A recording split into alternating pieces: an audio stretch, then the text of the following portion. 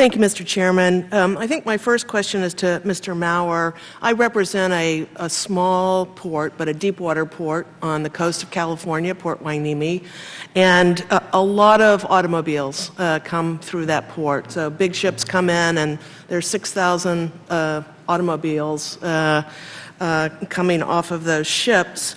And so I was wondering if the GAO had reviewed the screening procedures for non-containerized cargo versus containerized, and if you had any specific recommendations for improving screening for non-containerized cargo.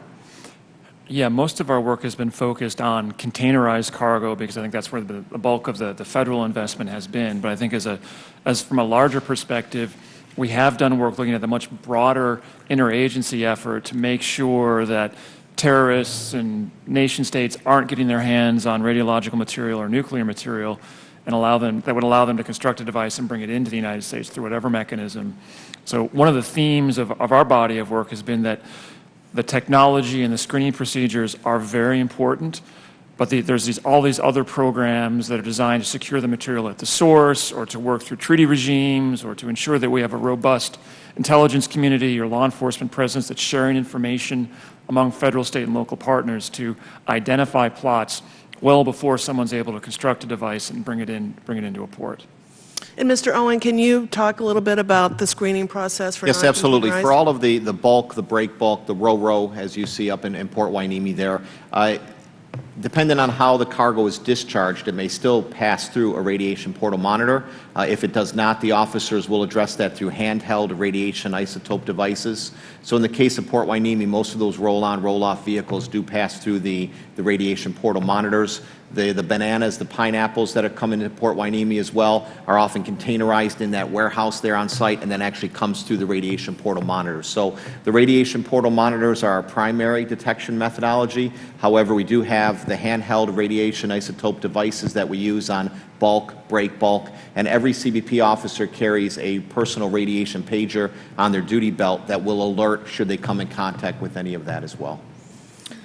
Well, thank you for that. Do you think small ports are more vulnerable than large ports?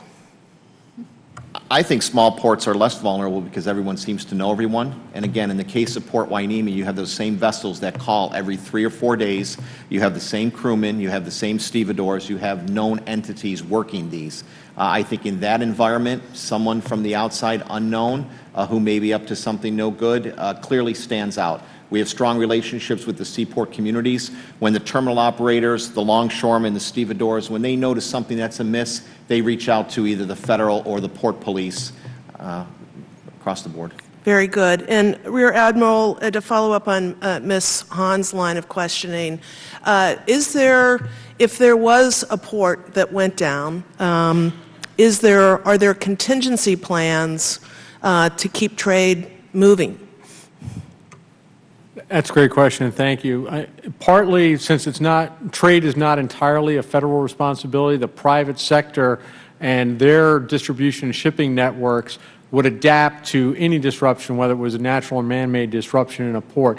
Some of that could be directed or shaped by federal response, including the actions of the Coast Guard captain of the port responsible for a port, who might need to shut down a port from certain activities for a time to allow whether it was recovery or investigation, and would work with neighboring captains of the port to see if we could expedite the adaptation of shippers to the new conditions. So each port is not necessarily aware of a specific contingency plan. It's just if something happens, you will adapt. Right. They have a plan. Each port has this Area Maritime Security Committee, which has a planning process. But because the type and the duration of the disruption would be so dependent on the specific scenario, the vessels that happen to be in port on that particular day, it would be impossible to prescribe ahead of time a specific recovery plan for shipping in that particular port. Thank you, Mr. Chairman. I yield back. Thank the gentlelady.